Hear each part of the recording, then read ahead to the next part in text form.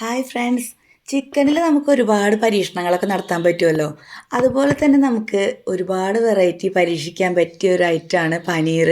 അപ്പോൾ ഇന്ന് പനീർ വെച്ചിട്ട് ഡിഫറെൻ്റ് ആയിട്ടുള്ളൊരു കറിയാണ് കേട്ടോ ഞാൻ തയ്യാറാക്കാൻ പോകുന്നത്. അപ്പോൾ ഇതിനായിട്ട് ആദ്യം നമ്മളൊരു ബൗൾ എടുത്തിട്ടുണ്ട്. അതിലേക്കൊരു 3 ടേബിൾ സ്പൂൺ തൈരാണ് ഒഴിച്ചു കൊടുക്കുന്നത്.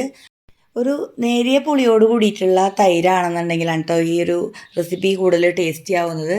അപ്പോൾ ഇതിലേക്ക് നമ്മൾ 1.5 ടീസ്പൂൺ അളവിൽ മുളക് പൊടിയും 1/4 ടീസ്പൂൺ മഞ്ഞൾപ്പൊടിയും 1 ടീസ്പൂൺ അളവിൽ മല്ലിപ്പൊടി ഇട്ട് കൊടുത്തിട്ട് നന്നായിട്ടൊന്ന് മിക്സ് ചെയ്തെടുക്കാം. ഇനി നമുക്ക് ഇതിലേക്ക് ആവശ്യത്തിന് ഉപ്പും കൂടെ ചേർത്ത് കൊടുക്കാം. ഇതിൽ നമുക്ക് പനീർ മാരിനേറ്റ് ചെയ്യാൻ വേണ്ടിയിട്ടുള്ളതാണ്. ഉപ്പ് ചേർത്ത് നന്നായിട്ടൊന്ന് മിക്സ് ചെയ്തതിന് ശേഷം നമ്മളിതുപോലെ 200 ഗ്രാം പനീർ എടുത്തിട്ടുണ്ട്. അത് ഈ ഒരു മിക്സിലേക്ക് ഇട്ട് കൊടുത്തിട്ട് നന്നായിട്ടൊന്ന് കോട്ട് ചെയ്തെടുക്കണം. അപ്പോൾ നമ്മുടെ ചാനൽ ഇതുവരെ സബ്സ്ക്രൈബ് ചെയ്യാത്തവരൊന്ന് സബ്സ്ക്രൈബ് ചെയ്യണേ. അതുപോലെ തന്നെ തൊട്ടടുത്തുള്ള ബെല്ലൈക്കൺ കൂടെ ക്ലിക്ക് ചെയ്ത് ഓൾ എന്ന ഓപ്ഷൻ കൂടെ പ്രസ് ചെയ്താലാണ് നമ്മൾ പുതിയ വീഡിയോസൊക്കെ ഇതുപോലെ അപ്ലോഡ് ചെയ്യുന്ന സമയത്ത് നോട്ടിഫിക്കേഷൻ കിട്ടുള്ളൂ.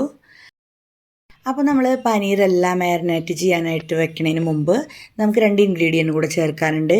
അപ്പോൾ ഒരു പകുതി സവാള ഇതുപോലെ ഒന്ന് കട്ട് ചെയ്തെടുത്തിട്ടുണ്ട്. അതുപോലെ ഒരു പകുതി ക്യാപ്സിക്കം കൂടെ കട്ട് ചെയ്തെടുത്തിട്ടുണ്ട്. ഈ കട്ട് ചെയ്തെടുത്തിട്ടുള്ള ക്യാപ്സിക്കവും സവാളയും കൂടെ നമുക്കിതിലിട്ട് കൊടുക്കാം. ഒരു സ്ക്വയർ ടൈപ്പിലാണ് ഇത് കട്ട് ചെയ്തെടുത്തിട്ടുള്ളത്. അപ്പോൾ നമുക്ക് ഇതും കൂടെ ഒന്ന് ഈ ഒരു പനീറിൻ്റെ കൂടെ തന്നെ മാരിനേറ്റ് ചെയ്യാനായിട്ട് മാറ്റി വയ്ക്കാം. അപ്പം അതിനു മുമ്പ് കൈ വച്ചിട്ട് നന്നായിട്ടൊന്ന് മിക്സ് ചെയ്തെടുക്കുന്നുണ്ട് കേട്ടോ. ഇനി നമുക്ക് തക്കാളി വേണം. അപ്പോൾ ഞാനൊരു 4 തക്കാളിയാണ് എടുത്തിട്ടുള്ളത്. ഒരു ചെറുനാരങ്ങ വലിപ്പമുള്ള തക്കാളി ആയതുകൊണ്ടാണ് 4 എണ്ണം എടുത്തിട്ടുള്ളത്. അപ്പോൾ ഇത്തിരി വലിയ തക്കാളിയൊക്കെയാണ് അല്ലെങ്കിൽ മീഡിയം സൈസിലുള്ളതൊക്കെ ആണെങ്കിൽ 2 എണ്ണം എടുത്താൽ മതി. അതൊന്ന് അരച്ചെടുക്കാം. പിന്നെ നമ്മളൊരു പാൻ അടുപ്പത്ത് വെച്ചിട്ട് ചൂടാക്കുമ്പോൾ അതിലേക്ക് മാരിനേറ്റ് ചെയ്ത് വെച്ചിട്ടുള്ള പനീറും എല്ലാം കൂടെ നമുക്ക് ഇട്ട് കൊടുക്കാം. ഇനി ഇത് മീഡിയം ഫ്ലെയിമിലിട്ടിട്ട് ഒന്ന് കുക്ക് ചെയ്തെടുക്കണം. അപ്പോൾ കുറച്ച് സമയം ഇങ്ങനെ അനക്കാതെ വച്ചതിന് ശേഷം നമുക്ക് പിന്നെ തിരിച്ചും മറിച്ചൊക്കെ ഇട്ടിട്ട് ഇതൊന്ന് വലിച്ചെടുക്കണം. വല്ലാണ്ട് മൊരിഞ്ഞൊന്നും പോണ്ട. ആ ഒരു മിക്സിൻ്റെ ആ ഒരു വെള്ളമൊക്കെ ഒന്ന് വലിഞ്ഞ് വരണ വരെ മാത്രം ചെയ്തെടുത്താൽ മതി. അപ്പോഴേക്കും നല്ല അടിപൊളി സ്മെല്ലാണ് കേട്ടോ വരുന്നത്. അപ്പോൾ ഇതുപോലെ ആയിട്ടുണ്ട്. ഇനി നമുക്ക് മറ്റൊരു പാൻ അടുപ്പത്ത് വയ്ക്കാം. അപ്പോൾ നേരത്തെ എടുത്തത് ചെറിയ പാൻ ആയതുകൊണ്ടാണ് കേട്ടോ, അല്ലെങ്കിൽ അത് മാറ്റി വെച്ചിട്ട് നമുക്ക് ആ ഒരു പാത്രം എടുത്താലും മതി. ഇതിലേക്കൊരു ചെറിയ കഷ്ണം പട്ട, ഒരു പകുതി ബേ ലീഫ്, അതുപോലെ തന്നെ ഒരു 2 ഏലക്കായ ഇത്ര ഇട്ട് കൊടുത്തിട്ട് അതൊന്ന് പൊട്ടി വരുമ്പോഴേക്കും ചോപ്പ് ചെയ്ത് വെച്ചിട്ടുള്ള സവാളയാണ് ഇട്ട് കൊടുക്കുന്നത്. 2 സവാള ചോപ്പ് ചെയ്താണ് കേട്ടോ ഇട്ട് കൊടുക്കുന്നത്. മീഡിയം സൈസിലുള്ളതാണെങ്കിൽ നമുക്കൊരു 3 സവാളയൊക്കെ എടുക്കാം കേട്ടോ. ഇനി നന്നായിട്ട് വഴന്ന് വരുമ്പോഴേക്കും നമുക്കിതിലേക്കൊരു പകുതി, അതായത് 1/2 ടീസ്പൂൺ ഇഞ്ചി പേസ്റ്റും 1/2 ടീസ്പൂൺ വെളുത്തുള്ളി അരച്ചതും പിന്നെ ഒരു 3 പച്ചമുളകും കൂടി ഇട്ടിട്ട് വഴറ്റി കൊടുക്കാം. സാധാരണ നമ്മൾ ബാക്കി കറികൾക്കൊക്കെ ചിക്കനൊക്കെ വഴറ്റണ പോലെ നല്ല ഡാർക്ക് ബ്രൗൺ ഒന്നായിട്ട് വഴറ്റിയെടുക്കേണ്ട ആവശ്യമൊന്നുമില്ല കേട്ടോ. നമ്മുടെ സവാള ഒന്ന് കളറൊക്കെ ഒന്ന് മാറി ട്രാൻസ്പെറൻ്റ് ആവണ സമയത്താണ് നമ്മൾ ഇഞ്ചി വെളുത്തുള്ളി പേസ്റ്റൊക്കെ ഇട്ട് കൊടുത്തിട്ട് ഒന്ന് വഴറ്റിയെടുക്കണത്. ഇനി ഇതും കൂടെ ചേർത്തിട്ട് പച്ചമണം ഒന്ന് വിട്ടുമാറിയാൽ മാത്രം മതി. അപ്പോൾ ഈ ഒരു സ്റ്റേജ് എത്തുമ്പോൾ നമുക്ക് പൊടികളൊക്കെ ഇട്ട് കൊടുക്കാം.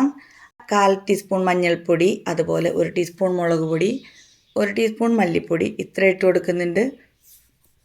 നമ്മളിതൊക്കെ മാരിനേറ്റ് ചെയ്യണ സമയത്തും ഇട്ട് കൊടുത്തിട്ടുണ്ട്.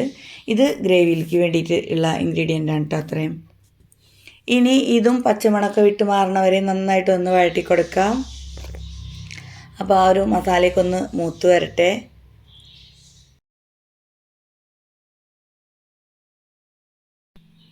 ഇനി നമുക്കിതിലേക്ക് ടൊമാറ്റോ പ്യൂരിയും കൂടെ ചേർത്ത് കൊടുക്കാം. നേരത്തെ നമ്മൾ തക്കാളി അരച്ച് വെച്ചിട്ടുണ്ടായിരുന്നില്ലേ, അപ്പോൾ അതും കൂടെ ചേർത്ത് കൊടുത്തിട്ട് നന്നായിട്ടൊന്ന് വഴറ്റി കൊടുക്കാം. അപ്പോൾ ആ ഒരു തക്കാളിയും കൂടെ ചേർന്നിട്ട് അതിൻ്റെ ആ ഒരു പച്ചമണമൊക്കെ മാറി തക്കാളി നന്നായിട്ട് വെന്ത് ഇതിലത്തെ ആ ഒരു എണ്ണയൊക്കെ തെളിഞ്ഞ് വരുന്നതാണ് നമ്മുടെ ആ ഗ്രേവി പാകമായിട്ട് വരുന്നത്. അപ്പോൾ നമുക്കിത് മീഡിയം ഫ്ലെയിമിലിട്ട് ചെയ്തെടുക്കാം. ഇതിലേക്ക് നമ്മൾ ആവശ്യത്തിന് ഉപ്പും കൂടെ ചേർത്ത് കൊടുക്കുന്നുണ്ട്. ഉപ്പ് ചേർക്കുമ്പോൾ എപ്പോഴും ശ്രദ്ധിക്കേണ്ടത് നമ്മൾ നേരത്തെ തയ്യാറാക്കിയാലും ഉപ്പിട്ടിട്ടുണ്ട്. അപ്പോൾ അതനുസരിച്ചിട്ട് വളരെ കുറച്ച് ഉപ്പ് ചേർത്ത് കൊടുത്താൽ മതി. അപ്പോൾ തക്കാളിയൊക്കെ വെന്ത് വരണ വരെ നമുക്കൊന്ന് അടച്ചു വെച്ചിട്ട് വേവിച്ചെടുക്കാം കേട്ടോ. ഇപ്പോൾ ഇതാ നന്നായിട്ട് എണ്ണയൊക്കെ തെളിഞ്ഞ് വന്നിട്ടുണ്ട്. കുറച്ച് സമയം അടച്ചു വെച്ച് കഴിഞ്ഞാൽ പെട്ടെന്ന് കുക്കായിട്ട് വരികയും ചെയ്യും. അതുപോലെ എണ്ണ നന്നായിട്ട് തെളിഞ്ഞ് വരികയും ചെയ്യും കേട്ടോ. അപ്പോൾ നമുക്കിനി ഇതിലേക്ക് നേരത്തെ നമ്മൾ റെഡിയാക്കി വെച്ചിട്ടുള്ള പനീർ മിക്സും കൂടെ ഇട്ട് കൊടുക്കാം. ഇനി നമുക്ക് ഇതെല്ലാം കൂടെ നന്നായിട്ടൊന്ന് മിക്സ് ചെയ്ത് കൊടുക്കാം കേട്ടോ. അപ്പോൾ ഇതെല്ലാം മിക്സ് ചെയ്തെടുക്കണത് ശരിക്കും നല്ലൊരു ഫ്ലേവറാണ് കേട്ടോ ഈ ഒരു സമയത്ത് ഉണ്ടാവണത്.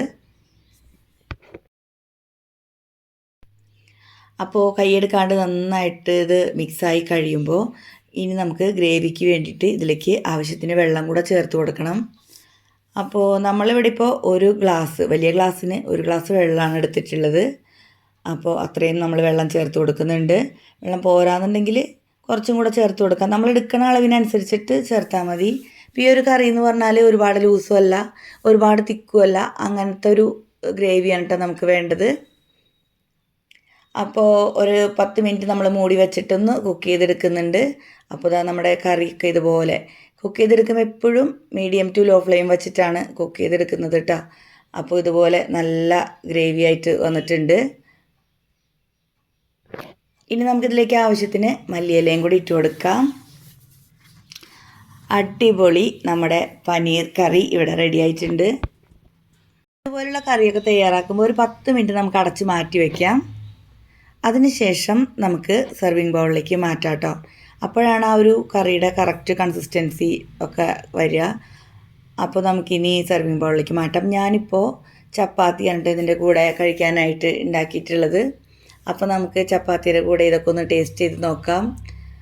നമ്മുടെ ഈ ഒരു കറിക്ക് ഒരു പ്രത്യേക രുചിയാണ് കേട്ടോ. സാധാരണ നമ്മൾ കഴിക്കണേന്ന് ഭയങ്കര ഡിഫറെൻ്റ് ആയിട്ടുള്ളൊരു ടേസ്റ്റാണ് ഇതുപോലെ പനീർ കറി ഉണ്ടാക്കിയെടുക്കുമ്പോൾ.